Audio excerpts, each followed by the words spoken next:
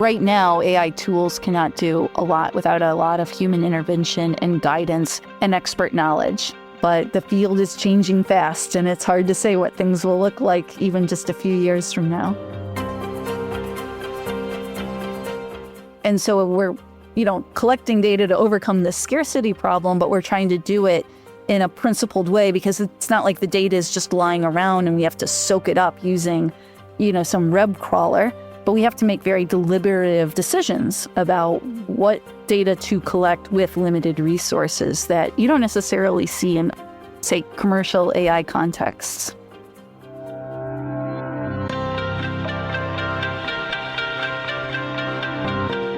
Vass, how's it going? It's good. How are you? Good. I'm going to start off with a question for you right away. Okay. AI can now beat us at math. Spot Speak patterns we'd miss. Well, you must be pretty darn good. Yeah. Spot patterns that we would miss, and even write interesting, passable poetry in some ways. But can it actually experiment like a scientist? Can it invent something genuinely new? That is a huge question. And I've noticed some people talking about vibe coding with AI and engaging with questions of physics or mathematics, and that, the technology is helping them maybe get closer to breakthroughs. So your question is the question about the evolving role of these algorithmic systems, right? Can AI applications be truly creative and generate new ideas that weren't pre-programmed in some way? And of course, with that creativity could mean good, but also bad or unhelpful or hurtful ideas. So my sense is that I think the jury's still out on whether AI will be truly creative or not, but it is kind of exciting and interesting to think about how maybe a conversation with a large language model can test or challenge people's thinking in the advanced sciences. Yeah, it can't be ignored. Like it is there in our face now, and everyone's asking these questions, right? So today we're going to tackle those issues and discussing the topic of what's known as AI for science, what and who's involved in that, where it might be going. And outside of the science community, AI for science is not getting really that much attention. I think the attention it deserves, because it does get at those really deep issues that you're talking about, Vass, and including ethical ones. But ultimately, how much science will be done by AI in the future? There's lots of guardrails around the science we do now. Will that hold with AI science in the future? I don't know. I love that you ask me as if I'll know anything. Please answer. Please tell us. Why don't we ask our incredible guest today? Joining us is Dr. Rebecca Willett. She's a professor of statistics and computer science at the University of Chicago and also the faculty director of AI at the Data Science Institute. She's been widely recognized for her many contributions, including by the National Science Foundation. She's also a member of the Computer Science Study Group at DARPA. That's the part of the U.S. Department of Defense that's responsible for the development of emerging technologies. She's incredible. Yeah, and she's trained as an electrical and computer engineer, and her research is focused on machine learning and making sense of those complex and large-scale data sets and data science. She's the perfect guest today. Hi, Rebecca. Welcome to Policy Prompt. Thank you so much, Vass, Paul. It's just a delight to be here with you today. Yeah, it's great. It's great to speak with you, and thanks for joining us a lot. And so to start off, could you define a little bit what we're talking about here? And let me put this in two ways. One, when you talk about your own work on AI, what do you include? Like what's in there, what isn't in there, what's AI for the work you're doing? And maybe describe machine learning, given you're focused on that. And then secondly, could you describe what AI for science means to you in a broad sense? Right. Yeah. So let me start actually with the second question. And I'll start with a story from when I was in graduate school, when I was studying medical imaging. So I was across the street from my department at the hospital to talk with a collaborator, and they had this sign in the elevator that said, if you sign up for our fMRI study, we'll give you a CD with all of your brain data. Oh, wow. So this was an offer I could not refuse. And I immediately signed up. And it was super cool. I laid in the scanner, and they were trying to understand how our brains respond to pleasure by having us drink Kool-Aid. literal Kool-Aid. Yum. And I just learned a lot. But a couple of weeks later, the professor who was leading this study gave me a call and he said, Becca, when we started analyzing the data, we got to your scan and we found a brain tumor, a meningioma. And you need to go get a clinical scan. And I did, and they were able to remove it, and the biopsy was negative, and everything was totally benign. But I think this is a really interesting story because this took place 20 some odd years ago. And if we think about how that story might look today, AI could just transform every aspect of this. It's affecting the way neuroscientists design their experiments, the way we have scanners acquire data, the way we form images, the way that we do diagnoses, the way we decide whether surgery is the right thing to do, and even what drugs get prescribed after a surgery. And I think that, this example revolves around healthcare, but there are many areas of the sciences where AI is having a profound impact. Things like trying to understand the laws of nature or rules of life, making better batteries, building quantum computers, predicting extreme weather, or even just like understanding what happened right after the Big Bang. And so I think this is an extremely exciting area. Thanks for personalizing it. And we will jump into some of those example areas that you're talking about and where things might go. Right. Better batteries. Yeah. Sign me up. We need it. Yeah. Maybe just to expand from there a little bit and to be really basic, frankly, I think sometimes when, say, students are thinking about ways to continue their studies and sort of what they're pursuing, we frame science and algorithmic applications as being almost different and distinct pathways. But absolutely they're not, right? And there's this fantastic integration and these new applications that we're going into. Could you tell us a bit more about the evolution of the space, kind of where these disciplines that maybe have traditionally been more separate have started, how they've started to come together in these like productive and really fascinating ways? Yeah, absolutely. I think, going back to Paul's first question, if we try to think about, well, what is AI and what is machine learning?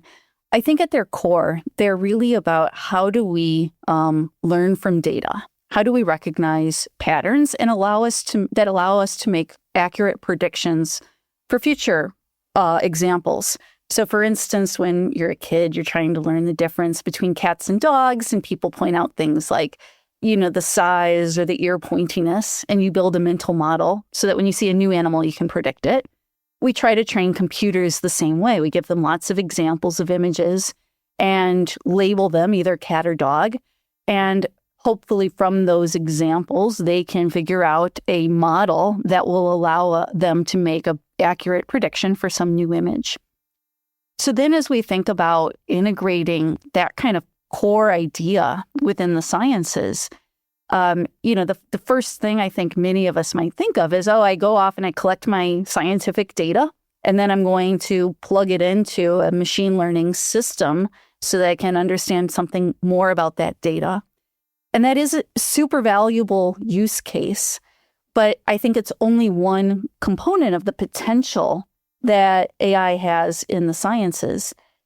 And in particular, like when we were in grade school, we learned about the scientific method. And I really see AI as having the potential to play an important role in almost every aspect of the scientific method.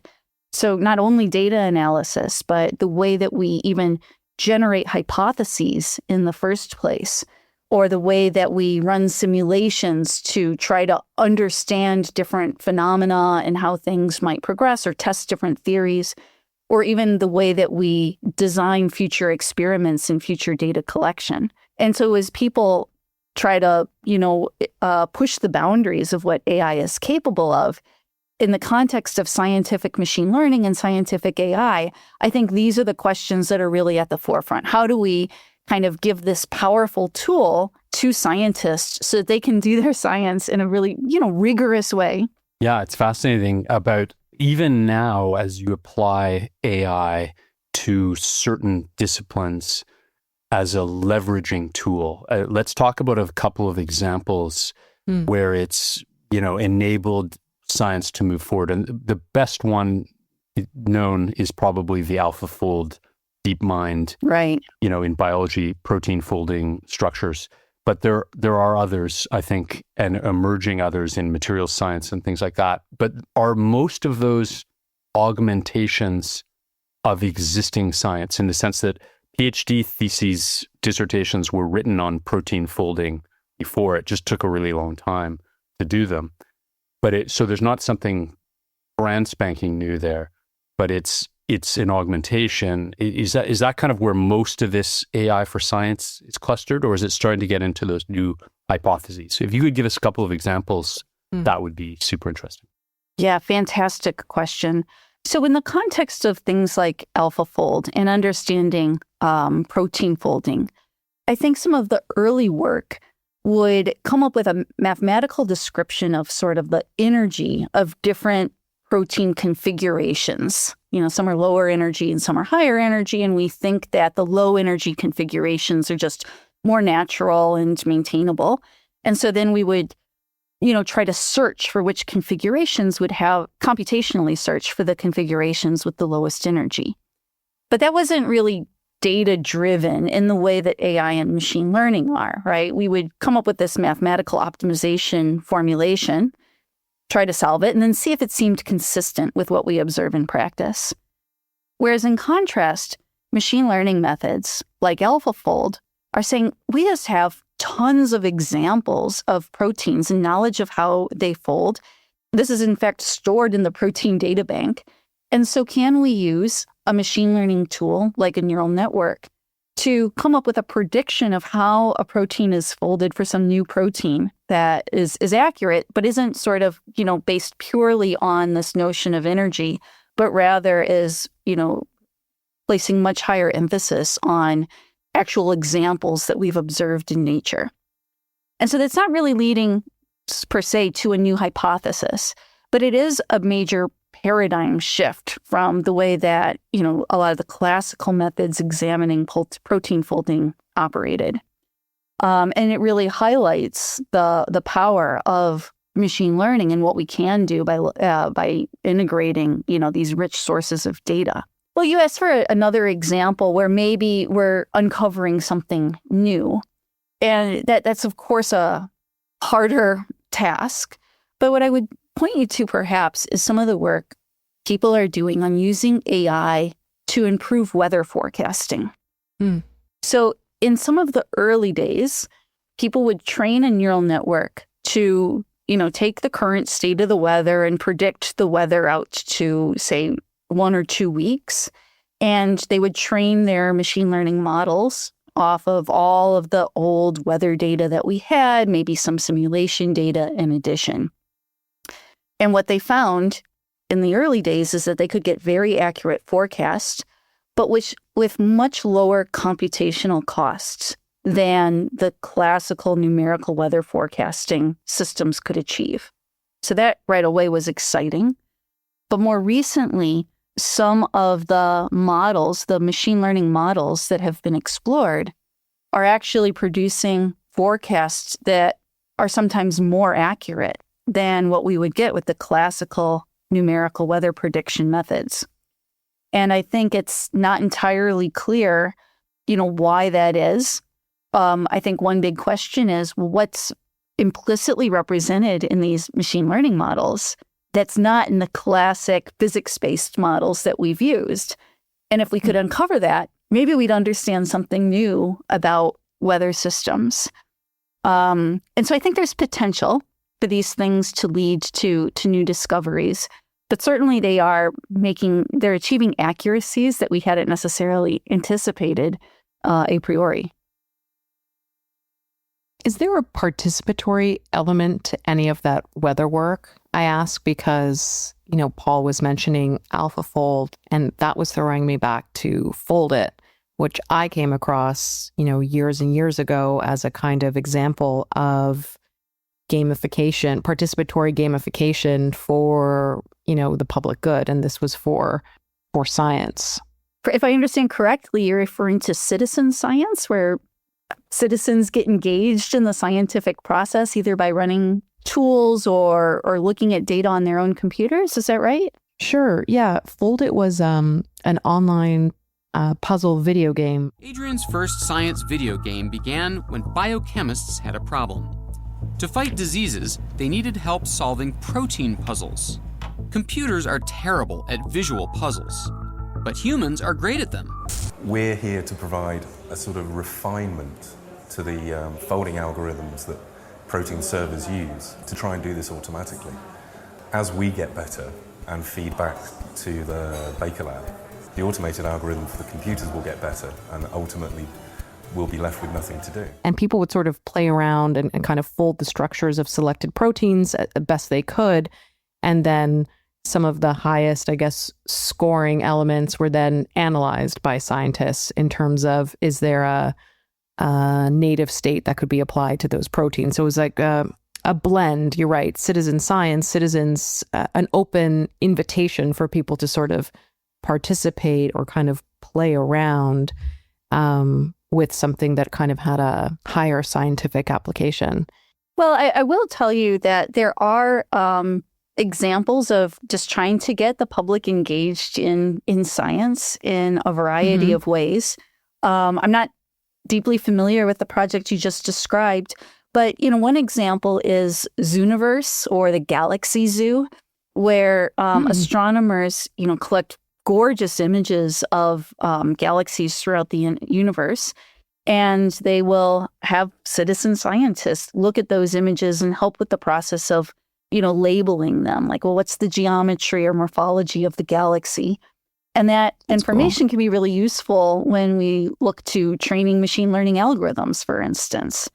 And so I think that's really exciting. I think in addition, I've seen cases, for instance, when people were trying to develop COVID therapeutics, where they were allowing people to submit candidate molecules that could be developed potentially into a drug. I remember one speaker telling us about this, and one candidate that was really effective at killing off COVID was vodka. It had some side effects, though. But yeah, there's a number of different ways in which I think people can get engaged in these processes and make really valuable contributions, and also just kind of get excited about where the science might lead us. Vass, it makes me think that you were playing games like FoldIt about protein folding when you were a kid. I was in tree forts and stuff, so didn't see those games, but it's great. So here's another question that's a bit of a, it's a tough one to answer, and I don't expect you to have any kind of formal view on it, or certainly an institutional view. But one of the things about AI is that some AI generated discoveries, let's call them, or findings or conclusions, would lack an ability for interpretability or kind of a typical explanation, that you might use in a legal process to say, this is how we proved X, and here's all the steps that were taken, and we unpacked it, right? And so in some ways there's an opportunity in that you can just shortcut to good outcomes or good conclusions. But does it require us to kind of have faith in AI sometimes, where we won't be able to prove, prove your math homework? It's just too time consuming and even impossible, to go through that. So how do you think about this issue? And presumably it's evolving to become even more prominent an issue? Yeah, of course, scientists really care about the rigor of their science and don't like to take much scientifically on faith, including AI. And so this is, of course, a concern. There is research done on things like interpretable AI, but many of the methods out there have their limitations. And so we can't, at this point, rely exclusively on those tools. So I would say a couple of things. First of all, there's certainly work done, perhaps more on the engineering side, where we're less seeking new scientific knowledge and more designing a new material or a new battery, where, our goal is to do better than the current state of the art. And there, I think, there's no question that AI could be a valuable tool, even if we can't interpret, why it selected the new design that it selected. It can still lead us to more efficient systems or better properties of our materials or what have you. That's a context in which the interpretability is a relatively minor issue. I would also say that there are people working on things like equation discovery, or sometimes people call it symbolic regression, where what you'd like to do is to take data observations of some physical system and use the kinds of tools that we use in machine learning and AI in order to find an equation that can describe that data. Now, that is hypothesized model of the system that's being observed, but I think that can then be useful for helping to design future experiments to, find evidence that supports or does not support that hypothesis. And so I don't think we're at the point where, AI can do all of that automatically. I think that these things are more of an interaction between human scientists and AI tools that can make them more efficient, or perhaps, generate hypotheses that they might not have identified otherwise. And hopefully together that will accelerate the pace of scientific discovery.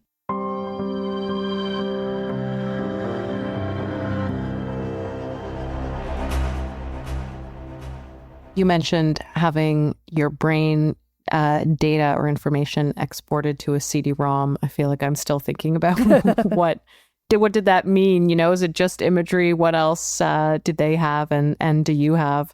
It strikes me that so much of the AI for science conversation depends on the availability of large and high quality data sets, volunteered or not, maybe.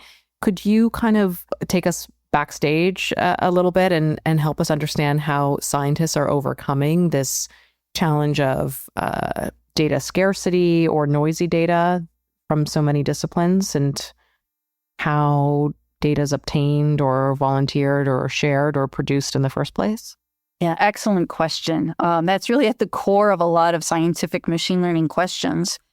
We were talking about AlphaFold earlier, and I mentioned that, that was trained on the protein data bank. And it took decades for that to be built. People started building this using federal research dollars long before we were imagining using AI to predict folding. Oh, wow. And so, and that was transformative, right? I mean, the work done by DeepMind to build AlphaFold is undoubtedly phenomenal, but it would not have been possible without that excellent high quality data. And so I think, in many settings, though, we don't have something that's quite so clean, where we've got so much data and where the data is directly related to the thing that we care about, in that case, protein folding. So for instance, if we're thinking about climate systems, the physical models that we have are maybe on, elements of the climate or the weather state that are a little bit different from what we can actually measure with our sensors. And so there's, some indirectness there that can be difficult to overcome. And I think, in other settings, we just don't have nearly as much data as we would like. We have this data scarcity issue that you mentioned. And then the question is, how do we even decide what data is most important to collect? For instance, if we've got limited resources. So one of my colleagues, for instance, here at the University of Chicago, studies microbial communities. So I mix a bunch of species of microbes together, and maybe ultimately I'd like them to perform some task. For instance, break down plastics or improve somebody's gut microbiome. And so you could imagine, well, if I grew a whole bunch of these communities and measured their efficacy, then I could build a machine learning model. But there's just, trillions of combinations. We can't possibly try them all out. And so which are the ones that we actually build in the lab and grow and measure? It's very hard to answer that right up front. And one of the approaches that people are developing are these sort of iterative or sequential methods where I might grow a few different communities, see what works better or which ones work worse, and then use a preliminary machine learning model to figure out what's the next set of experiments I should run, what's the next set of microbial communities I should grow to grow my data set.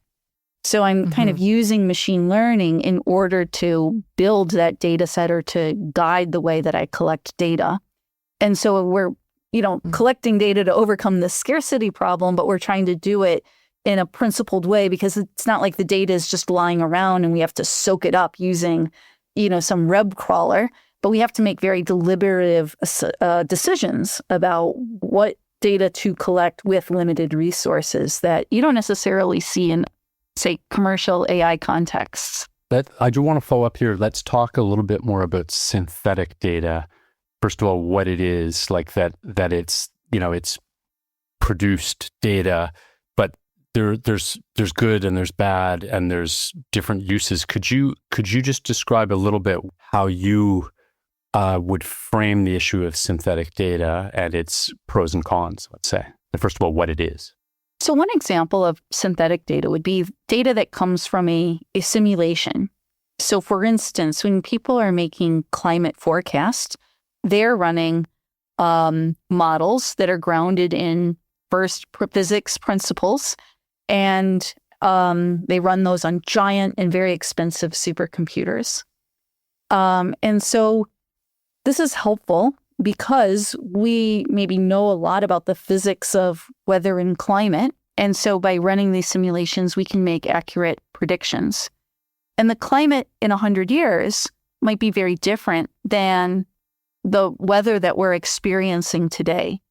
And so if we were to use, weather data from today and even for, say, the past 50 years and try to learn a model using machine learning from that data, it might not be predictive at all of what we're going to see in 50 or 100 years because we know that there are trends and things are changing and evolving over time. And so using the simulations, in addition to the weather data that we've already observed, can help us incorporate, that knowledge of physics encapsulated in simulations into our machine learning models. And I think that's going to just be far more accurate than just relying on, observed data that might not be representative of the future we want to predict. So that's in a way hard synthetic data that's quite framed or even, kind of curated in a certain way to give you something that is clearly valuable. There's a lot of other synthetic data that is from more dubious sources, right? Like or even intentional misinformation that could be to try to pollute data sets potentially, right? Are those very significant risks of just random data that gets captured into maybe not so much in scientific experiments, but in broader data capture? Do you see some concerns around uncontrolled synthetic data? That's a great question. I think in the context of some of the scientific applications that we've been discussing, I haven't seen that be a huge concern yet. For instance, when, NASA has the some space telescope downloading data, that data stream is very carefully controlled and very secure.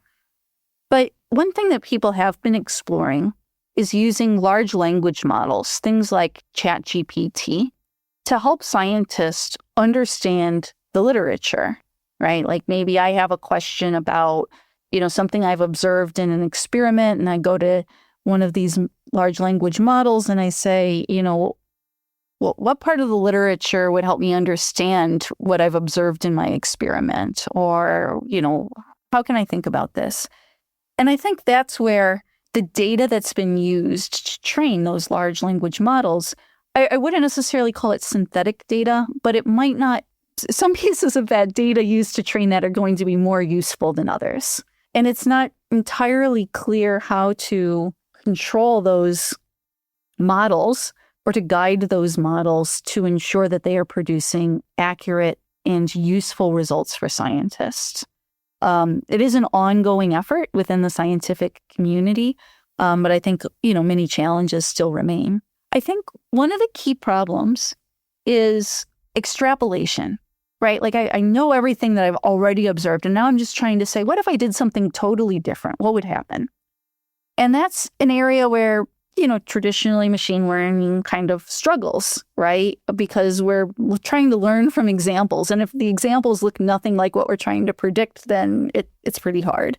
I'll just give you an example. You mentioned at the jump about AI being used to solve math problems. And so one class of math problems is doing, say, symbolic integration. So when you take calculus, maybe you've got a homework problem where they say, what's the integral of x squared? And then you have to come up with an expression describing that integral. So that's symbolic integration. So I'm not outputting a number, I'm outputting an expression. So there were some early benchmark tests where large language models were doing really well on this task. But then there was a team from the Technion in Israel that said, what if we just altered that test a little bit? And we add in a bunch of constants. So for instance, what's the integral of a times x to the 2b? So when we learn calculus in high school or college, we learn how to handle those extra constants a and b and how that would affect the solution. But these large language models that were doing so well on the vanilla problems were really struggling as soon as these constants were added in. And so it's not always, half the challenge is just like assessing the accuracy of these AI models and making sure that the tests that we run are comprehensive enough that we can identify what their weaknesses and failure modes might be. And ensuring that they have sufficient accuracy to really help us with science is going to be a major challenge, especially as people try to use, these large language models within their scientific workflows. Picking up on that, I mean, the discipline of science has long valued transparency, skepticism, falsifiability. Does integrating these AI methods kind of challenge those norms or harmonize with them in some way? I believe scientists are going to remain skeptics.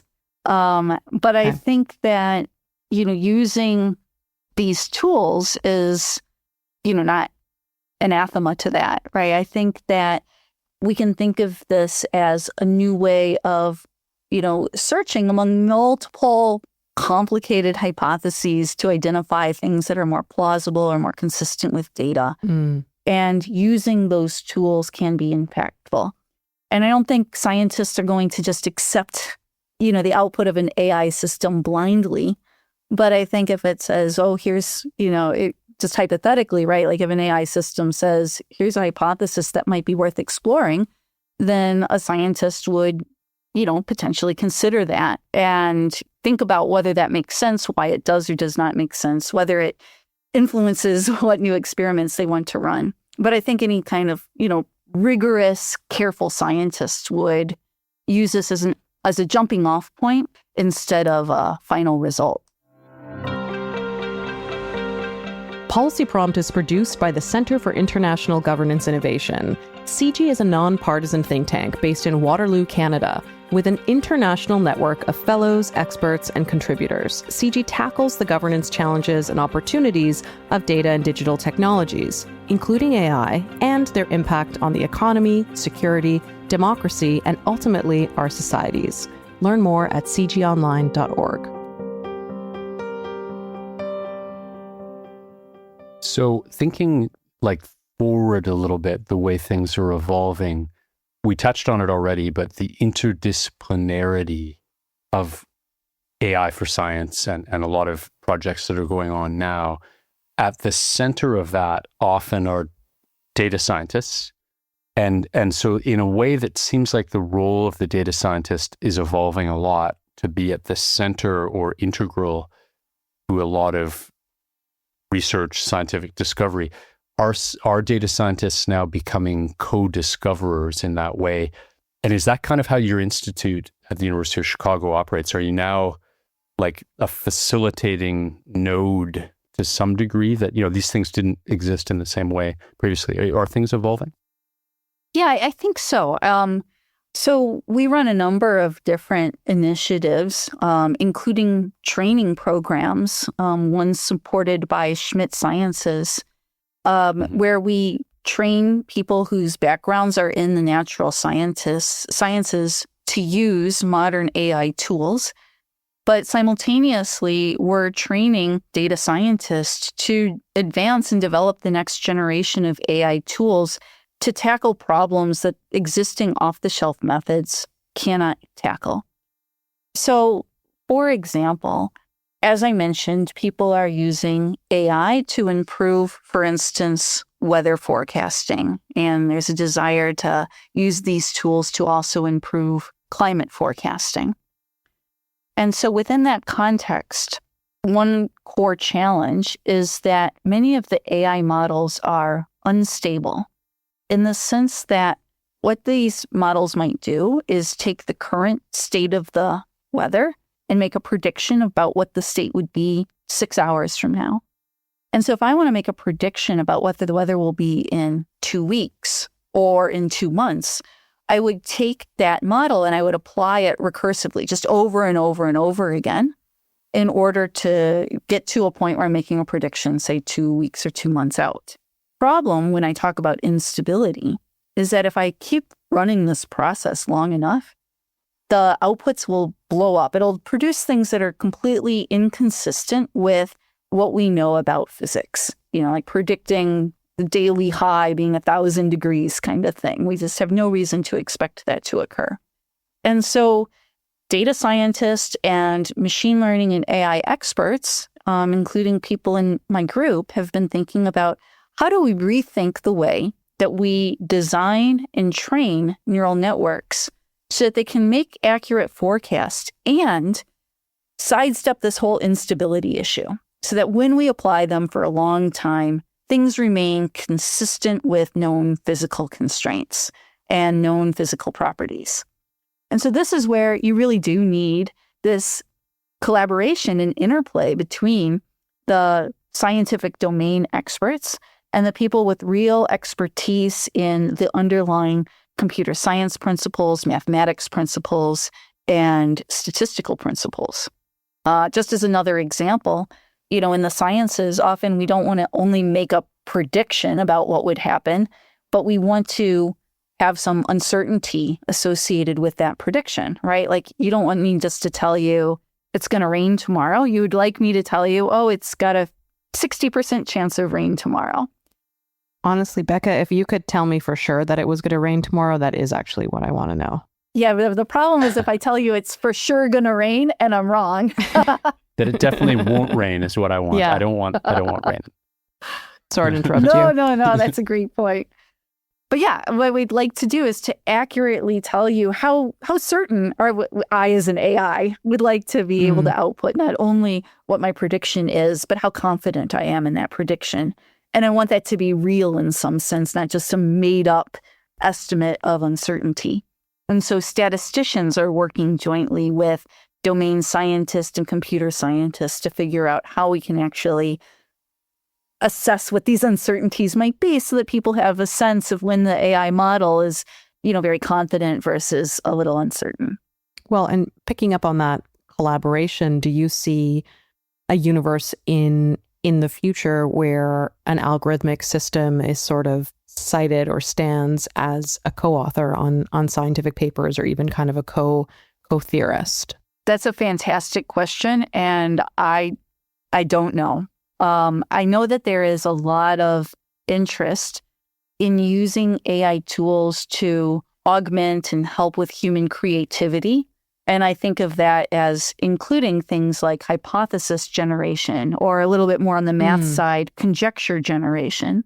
And so in that sense, I certainly see these things as having the potential to collaborate and add to, whatever we discover. The right way to attribute credit, though, is unclear.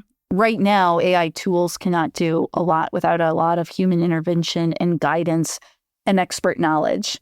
But the field is changing fast, and it's hard to say what things will look like even just a few years from now. Yeah, so in a way, co-authorship or theorist, accreditation and things is maybe a little bit further out. But right now, there's very much a question about transparency of, what AI tools were used in this experiment or in this research result in the social sciences as well as the natural sciences. And I think it's becoming a bigger and bigger issue as trust goes down in a way about, what's really the source of the information I'm looking at. So the accreditation is probably going to become more important. Is right now in your work, it's just standard to talk about the kind of machine learning that would be used? Like those are tools you've been using for a long time. So it's perhaps less new for you, but it feels like this is becoming a real issue about just full transparency on what's going on behind the curtain of who's generating what. Right.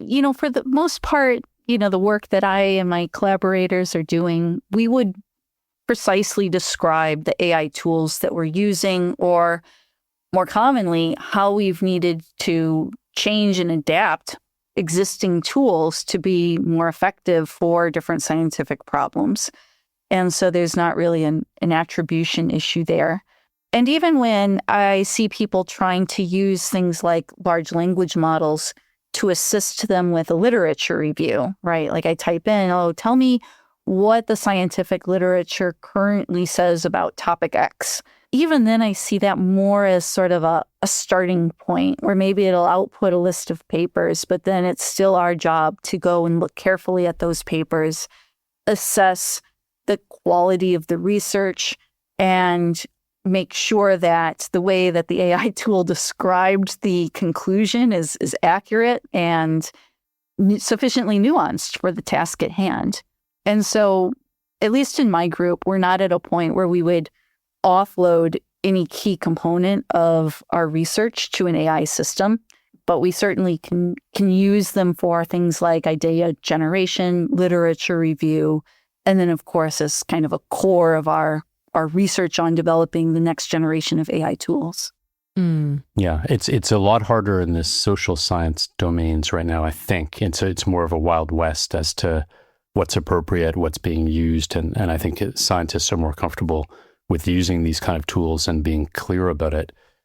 So it's a space to keep watching. A big question, of course, that is always out there is how does bias come into play in any discussion of AI in the context of AI for science? Of course, bias, I would just say, is a feature, not a bug of human systems, right? Like there are biases that are there, right? So this idea of kind of zero bias world, to me personally, is not possible. But is there a risk of biases kind of being amplified or creating particular problems, soft spots in science, and having a significant implication? Like, is there an increased risk of bias, perhaps, in this age of AI? Great question. So, first of all, when we talk about bias, I think, many of us, it's a loaded term, right? Many of us might immediately start thinking about things like racial or gender bias. And those are, of course, significant challenges, particularly in the social sciences. I think they play less of a role. Like, I think bias in a much broader sense, where we're more predisposed to some predictions than others because of the AI tool that we're using, is a much more general phenomenon than just worrying about racial or gender bias, for instance. So just as an example, you could imagine that if I were using a large language model to assist with my literature review, that it might be biased towards papers coming out of famous universities and be less likely to give me results coming out of less well-known universities or less well-known groups, even though it might be highly relevant and very high-quality research. So that would be a type of bias that would concern me. But I would also say, there's very strong biases in any of these systems in a more kind of technical sense, in the sense that, how do I want to phrase this? Imagine that we're building an AI system to help with medical imaging. So you go to get an MRI, and the scanner collects a bunch of data. Now, if you and I look at the raw data, it just looks like this arbitrary list of numbers. It's not something that a radiologist can visualize. And so we have to use computer algorithms to form an image. And recently, there's been a lot of work on using AI and machine learning tools, neural networks in particular, to take that data and translate it into an image. That process, of course, is going to have implicit biases built in because there's maybe an infinite number of images that could be a good fit to the data. And what we're searching for among all those infinite images is the one that not only fits the data, but which also is somehow consistent with the way that we know, brains look, or the way the kinds of training data that we have available to train our AI system.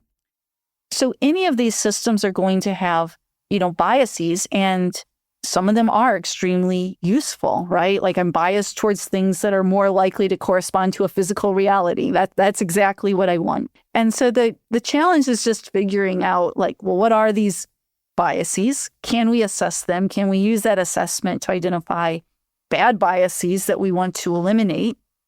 Or where we are lacking the good biases about, consistency with physics that we want to preserve.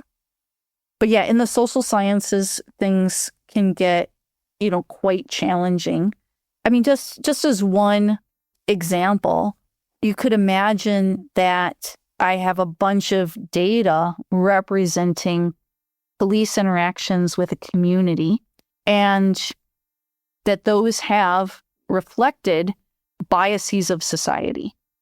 And if I use that data to train a machine learning system and ask it, what should we do in the future? Then it's going to be biased towards doing what we've done in the past, which is reflective of those societal biases.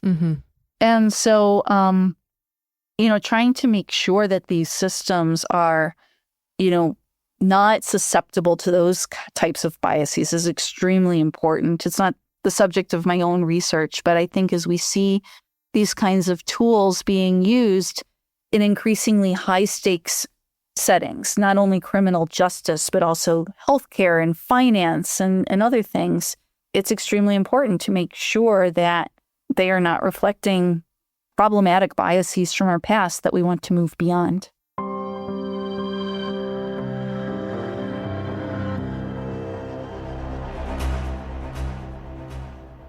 I want to come in with another question right now that is about future looking again, about where, there are students listening to this podcast. There are people that are planning their career as young researchers or just people heading out there into the professional world.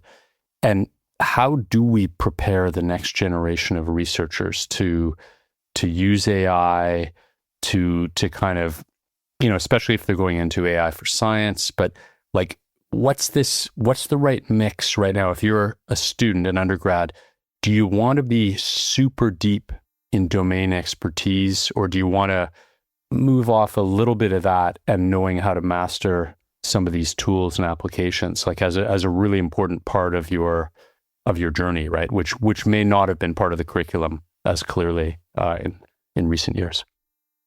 I think that deep domain expertise will always be valuable, no question. But I would encourage students to try to understand the foundations of AI and machine learning, because even if they are not developing the next generation of tools themselves, it's highly likely that they will be users of AI-based tools. And if you don't understand where those tools came from or what their potential pitfalls or failure modes are, then you're more susceptible to making mistakes with them without even knowing, what you should be checking for or what the potential issues are.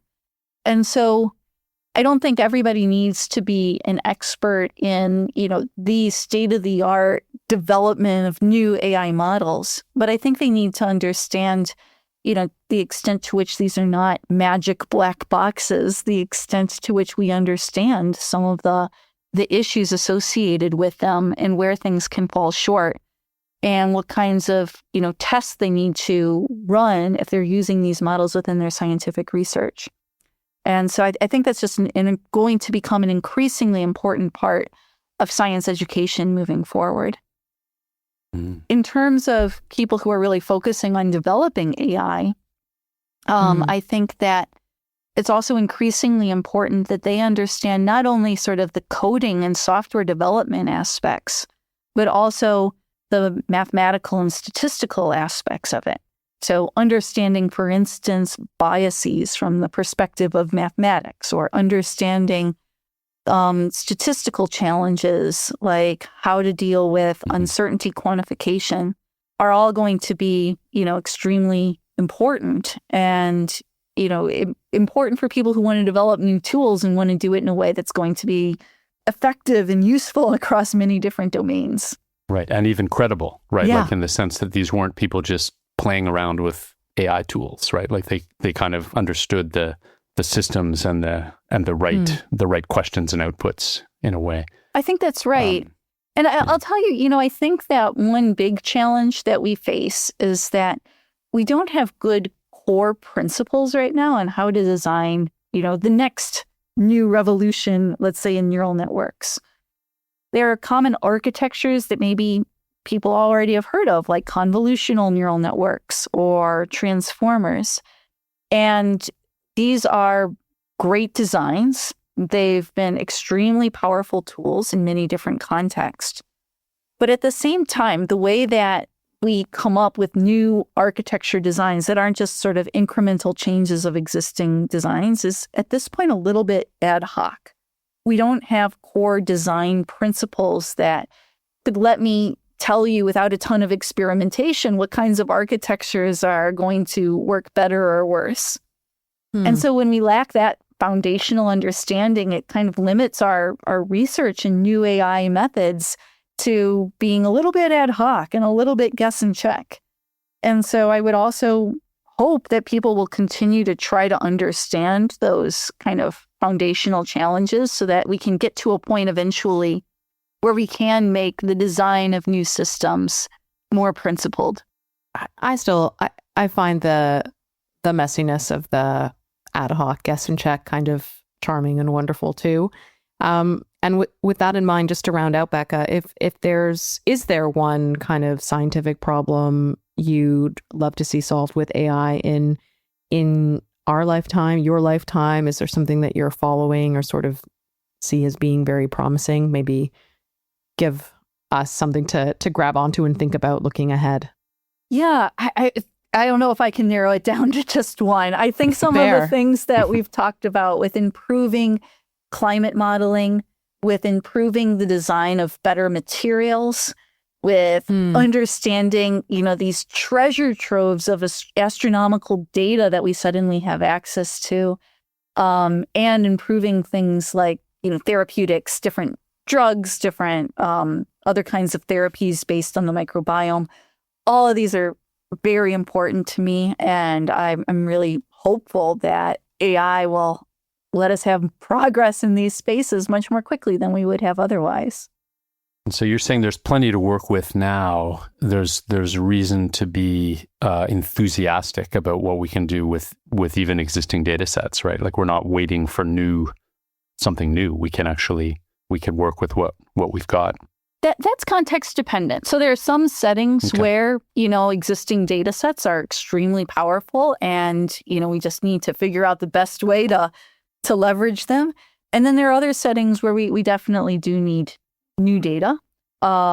So, for instance, the drug design process is this iterative process. We can't test out every molecule simultaneously, or we talked before about microbial communities. Definitely new data collection is needed in these settings. In settings like astronomy, we've got new images coming from the Vera Rubin Space Observatory on a regular basis now. And so that data set just continues to grow, and it's super exciting. All my astronomer friends are watching this daily. And so, I think it's enormously powerful. I would also just add, though, I think, even though we talked about machine learning as learning from data by example, a lot of work that people are doing in the sciences is saying, how can I learn from data when I also have physical knowledge? How can I impose physical constraints? Or how can I leverage simulations in addition to observed data to get the best possible predictions? And there, I think there's also just a ton of potential because people have spent decades building beautiful models and understanding core principles, and combining those with data is where I think the real future lies. That's great. Thanks for spending time with us today. That was a wonderful conversation, and thank you again. My pleasure. Thank you so much for having me.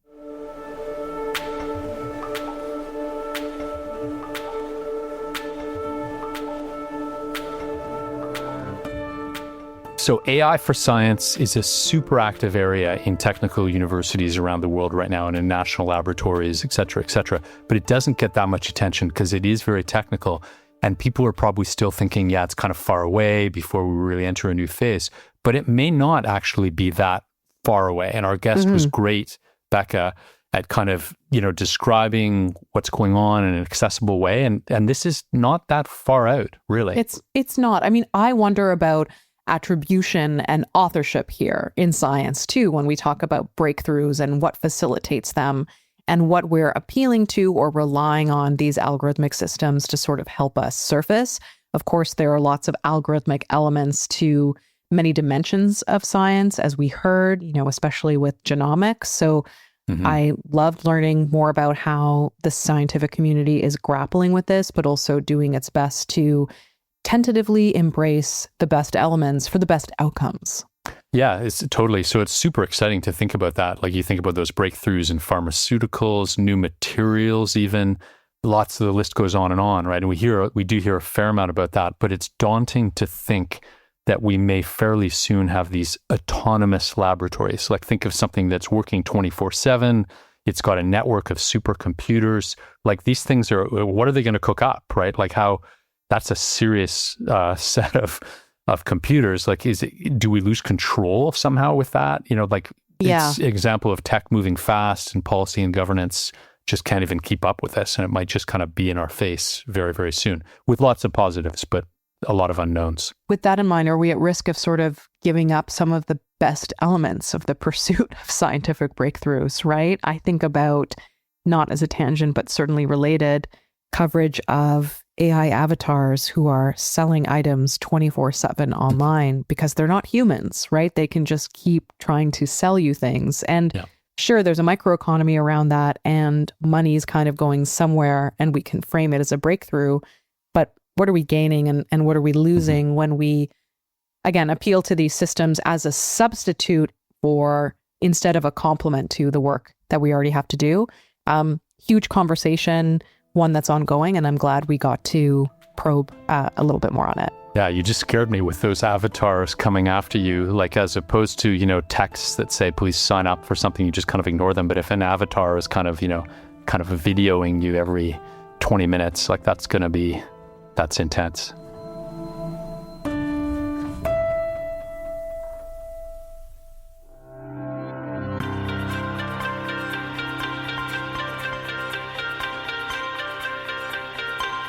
Policy Prompt is produced by me, Vass Bednar, and CG's Paul Samson. Our supervising producer is Tim Lewis, with technical production by Henry Damon and Luke McKee. Show notes are prepared by Lynn Schellenberg. Social media engagement by Isabel Neufeld. Brand design and episode artwork by Abhilasha Dewan and Sami Chowdhury, with creative direction from Sam Soy. The original theme music is by Josh Snathlaga. Please subscribe and rate Policy Prompt wherever you listen to podcasts, and stay tuned for future episodes.